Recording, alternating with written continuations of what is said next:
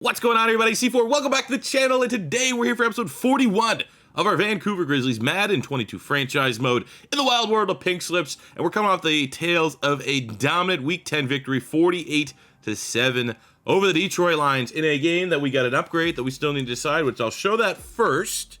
We also spun the wheel. It was a 5-star performance, and on that wheel, we spun the widget that was really upgrade our playbooks, our offensive and defensive playbooks, more so focusing on the sim and how this team can perform better in the sim, and we will decide what that is going to be. And really for both those two options in the comments, it kind of all over the place. It wasn't really a consensus, but I did have a terrific suggestion for part 3, which was, well, now that the playbooks widget was selected off our 5-star spin wheel, we need something to take its place. And there was a terrific suggestion, which I will show right at the end. But first thing is first, let's talk about the player upgrade that we've got from Detroit to start this episode. So to spend our plus 10, we are going to be setting 2 players that have been solid to good for us so far, but they have kind of limited ceilings to a degree.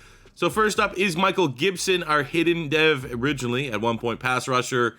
Who came with a start dev. He's been productive this season for us. Really, he was our primary pass rusher for a minute, but 6 TFLs, 8 sacks. He's one of those guys that I know we're going to trade him, and he might up winning like Defensive Rookie of the Year.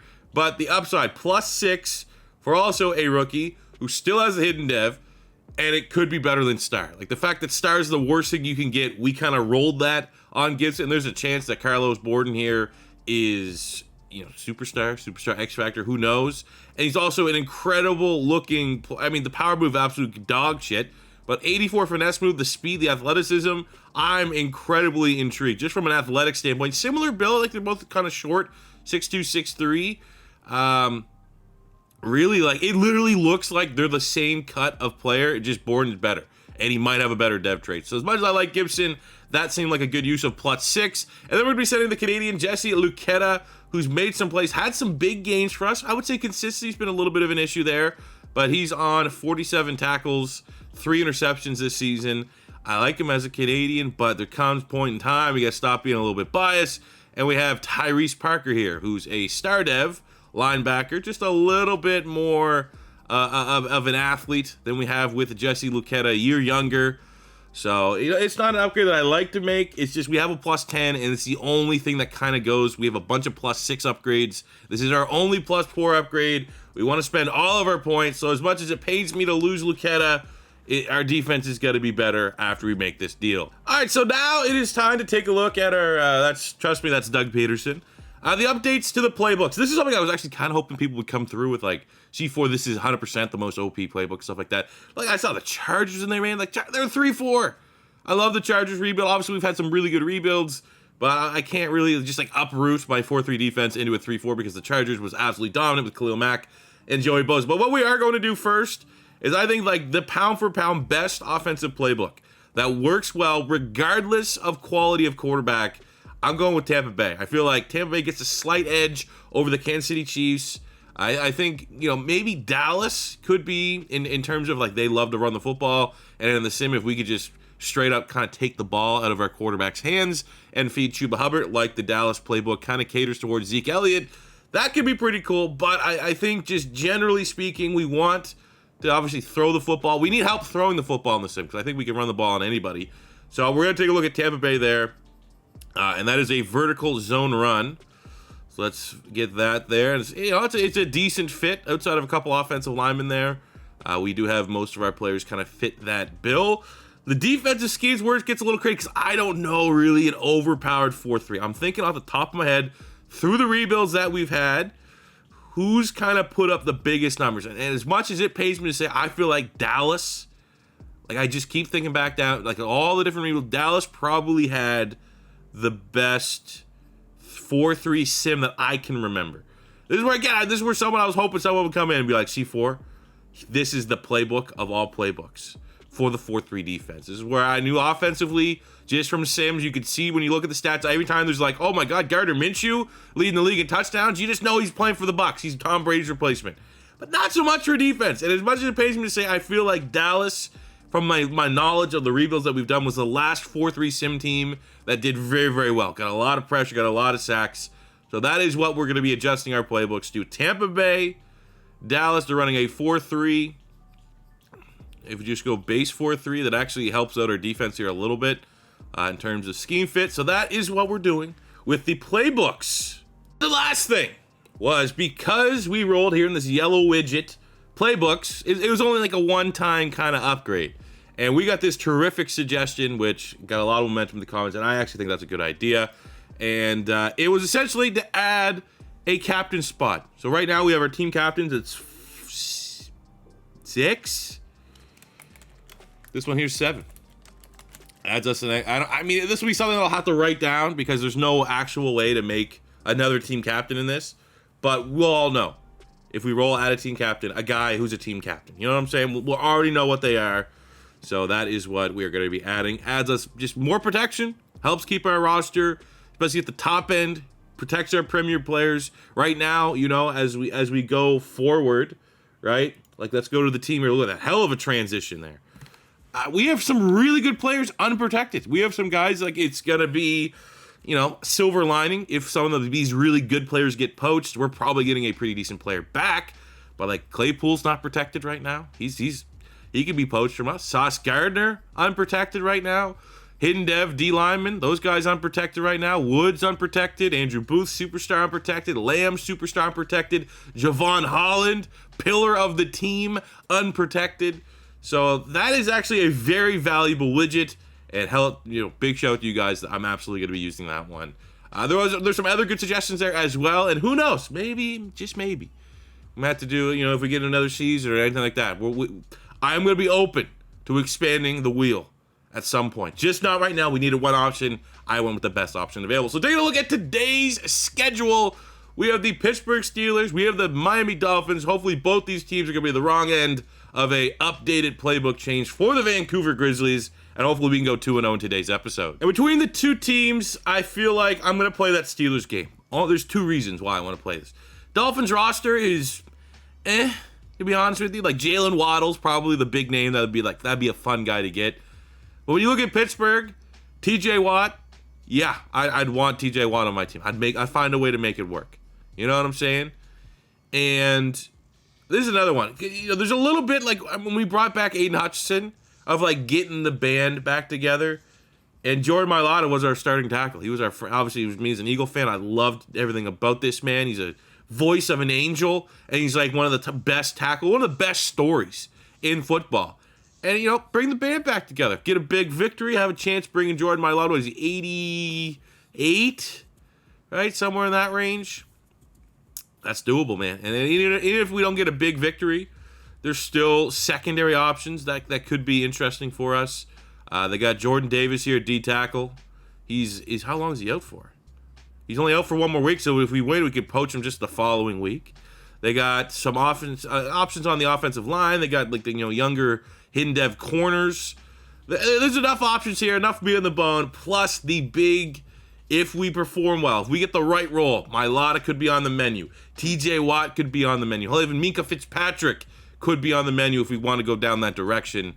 That is why we are taking on the Pittsburgh Steelers. Let's go. There's how you start the game. Let's go, Aiden Hutchinson. Oh, they fight. Hey, it's Teddy Bridgewater, man. Teddy Two Gloves. You know that's what he's going to be looking for. Dinking and dunking, man. Don't got the arm strength to challenge us deep. But he can nickel and dime like late Drew Brees, you know?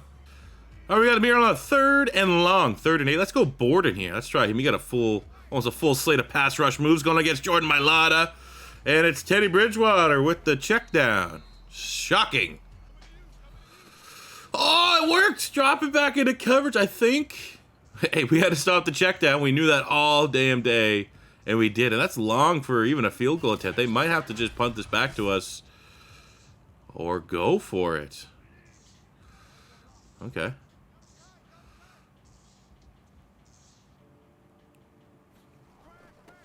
Oh, he makes that. He hits a spin move.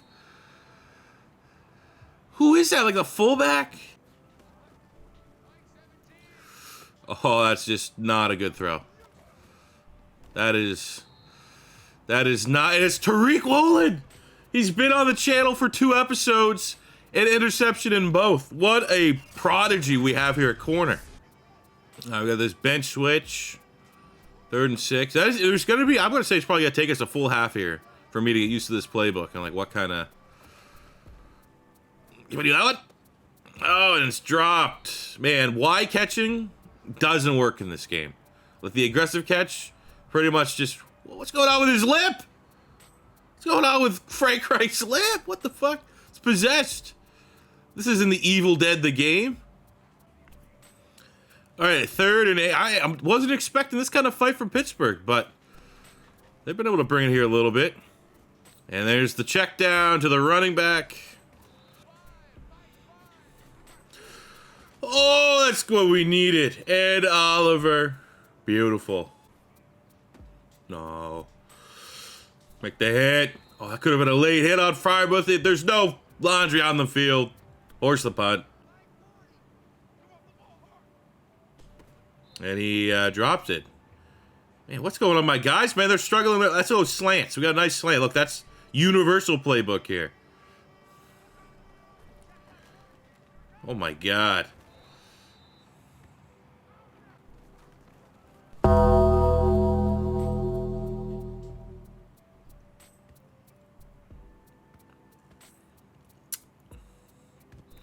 Let's get the gong out. Okay, got ourselves a 3rd and 3 on the 36. 55 yards of offense. Not going to be a prolific Pinks victory, but we'll try our best. There we go. Good grab there, Kyle Pitts. Chuba Hubbard finished this drive off. There we go. Pretty much most opening touchdowns for Vancouver. It's usually number 30. Another one! Jesus Christ. Man, quick throws. That's all they got, but it's working. Oh, there we go. Big grab, Kyle Pitts for a timeout, midfield. Maybe get a field goal attempt before halftime. Oh, come on, man. When Kyle Pitts is dropping the ball, you gotta... Oh, no, now we have our shitty kicker out here. That's not our kicker. I put the punter at kicker. There's enough wind here, maybe. Oh, and he made it. Let's go, baby. Like a 53 overall kicker. Should be worth 10 points. Oh, we got him. Later. I mean, hey, it is former team revenge here for Chase Claypool. Even though, I mean, he came to our team. Wasn't under bad. Like, you know, Burgess burnt between him and the Steelers organization. But it's still the team that drafted him. Don't have him no more. You want to put up a big game. That's a great grab over their best DB, Minka Fitzpatrick. Couldn't keep up with him. The fucking dinks. The dink and dunks, man. Oh, my God. This is fucking brutal. All right, we get ourselves a 3rd and 4. Want to hold him to a field goal. You know who needs to step up? Aiden Hutchinson. Guys have made a play for us since the fucking Super Bowl 2 years ago. Oh, my God. Hightower. Highsmith.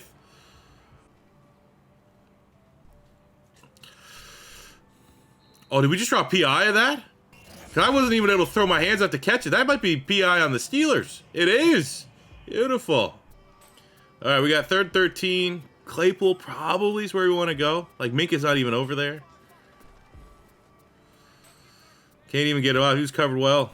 We'll go to Huffman, who hasn't done anything all day, for 2 yards. And the Steelers defense holds strong.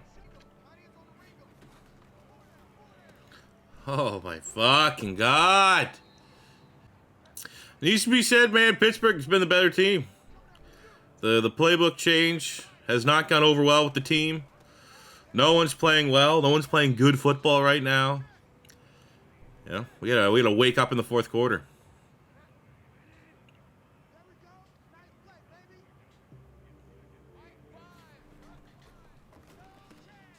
Well, they go with the fucking check down. Surprise, surprise. Touchdown! Cool. And, like, our tackle's getting his shit pushed in by Highsmith, who, no disrespect to Highsmith, he's probably, what, like a 77 pass rusher?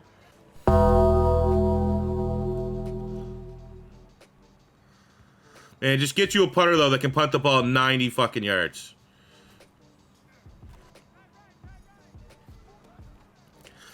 Oh, they dropped it! Thank God.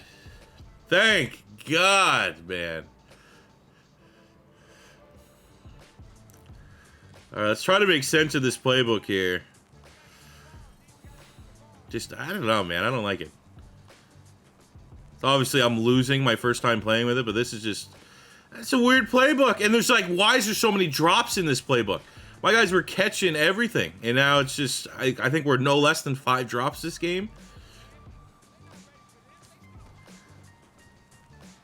Boom, can you catch that? And like, what? It's a hold. I'm not even going to analyze that. But like, my guy jumped up to get it, and then somehow he just smashed it. He punched it instead of catching it. Look, Chuba Hubbard's in the zone, and it's like all throw plays. I think we made a bad decision here, fellas. Oh, look at that, though. Claypool, top of the screen. That looks juicy. That was juicy. It works.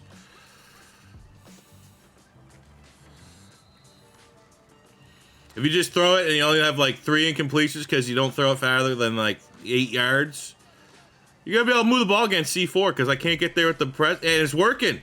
I'm frustrated. They're doing something right. Oh! Is that Tariq Woolen? Oh, it's Andrew. I don't care. That was baller. That was baller, man. That's literally like, oh, you got to throw the check down here? Not today, you fuck.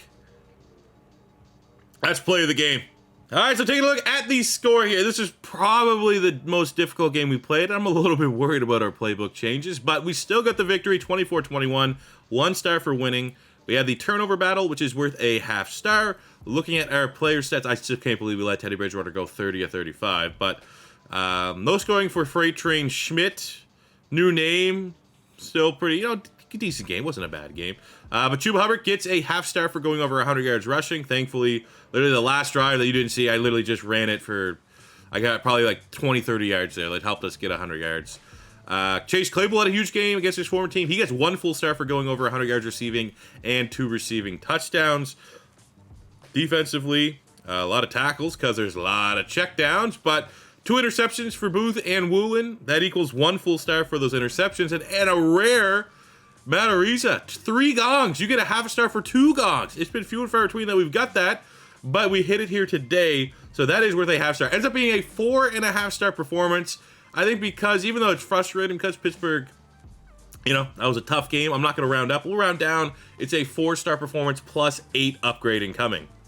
So for our upgrade, we're actually going to go with D-Tackle 3, but it's just, again, you can never have too much depth in pink slips. We're going to send Kenny Harris, 71 rookie D-Tackle here. He's, just part of a rotation here. And we're going to get the sure thing here in Jordan Davis, 78 superstar, absolute monster out of Georgia. Freaking nature, 96 strength, block shed, athlete. You couldn't be that big and have 82 acceleration, 78 speed. You probably could be even better if we wanted to, but I feel like, when we make this trade, it gives us a little bit of insurance policy, because when you look at our current defensive tackle situation, we have, he's going to be D-Tackle 3, but we're still waiting on Jared Hargrove's dev trade. We don't know what that's going to be. And if it ends up being a star, even though he's still going to be a very good player with a star dev, at least knowing that we have the superstar behind him, we can kind of, make our decision on how we want our D-Tackle. But either way, Hargrove, Davis, both those guys absolutely competent, compliment. And Oliver. Ed Oliver is a guy we want interior pass rusher. Hargrove and Davis, they're both run stuffers. All right, so this game is going to be interesting. It's our sim game against Ed Oliver. This is the game that we made our whole playbook changes for. We got to see this team take this step up here in our sim performances. We're 9-2, so things have been well. But I want to see dominance. I want to see us put up 40 bombs here. We have the Bucks offense, Cowboys defense, and opening drive. So far, so good. We get the touchdown. Defense holds them to a field goal attempt. Looked like there might have been a turnover there. And Miami looking to win. I'm going to be so bummed if we lose. If this playbook change does absolutely nothing for our team. But we're still in it, man. Only down a score. Look at that right there. I don't know how we didn't get any points that drive, but That's fine. I'm starting to feel like maybe we made the wrong call at the Cowboys playbook. The offensive playbook we knew was going to be money, but maybe we botched the defensive playbook here just a little bit. We got 36 points. That's pretty good, but our defense is not really doing much. Look at that, man. The offense, we might get almost a 40 bomb. Minute 16, I have no faith in our defense to get a stop here. But they might. They do. We get a sim victory. Again, I don't want to say I'm going to go backsies, but if anybody knows the best 4-3 sim defensive playbook, maybe I made a mistake, and I'd be open-minded to doing that. But hey, a high-scoring victory. We were looking for offensive production in the sim, and that's exactly what we got here with the Bucs playbook. 39 points. Could be a big victory. Could be some big star. Could be like, you know, a sim victory. We might get a 4, man, you know, +8. That could be cool. So take a look at the scoring. We won the game. That's worth 1 star. Looking at our player stats, Schmidt didn't play the best, but he did have a lot of passing yards, which is worth a ½ star. Chuba Hubbard absolutely crushed it with over 100 yards and 2 rushing touchdowns. 1 full star for Chuba Hubbard. And then we got to look, I mean, very close for Claypool. 1 yard off, getting some scoring. Spellman and Pitts also had decent games. Not so much Huffman. But on the defensive side of the ball, between Hutchinson and Oliver, combined, it is 1 full star for their 2 sack performances. That's it. It ends up being a 3.5 star performance, but because it was simmed, we have to have it, and we'll round up. So it ends up being a 2 star performance plus 4 upgrading coming for the Vancouver Grizzlies. Cool thing that happened though this week as we upgrade Schmidt is the X Factor has been unveiled, and it is a freight train Schmidt in full. But all I know is that that's all that matters right now is the long grind up to a 90 overall improviser. All of our points are going to go right into improviser. Got a long way to go, 15 points, but we will get there, and we will eventually have an escape artist quarterback. So looking at our upgrade here, this is literally like, I was like worried I wasn't going to make an upgrade, and this one here, I don't know like how, it's still a good upgrade, but I don't know if there was something better on the board, I would have went that way. We got Ben Bowen here, who's 23.75 star, and literally the only way to spend this +4, we're getting Kevin Dotson, who I'm pretty sure we had on our team last year, but he's 27, so the age discrepancy doesn't really make it, you know, a great trade, but in terms of like winning now, that is, you know, a +4 upgrade on the interior of the offensive line, and it's literally the only upgrade I was able to find between our roster and the Miami Dolphins roster. So welcome back, Kevin Dotson at starting left guard.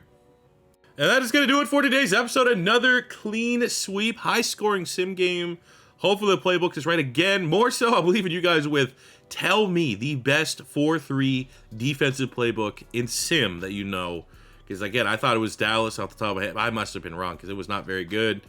But we still found a way to persevere. Found a way to win, be 10-2, and leave this episode still first place in the AFC South. And we added a couple players along the way. So thank you guys for tuning in to today's episode. Very much appreciated. If it's your first time stopping by, don't be afraid to hit that subscribe button, smash the like button if you enjoyed. And until next time, it's C4 saying peace out.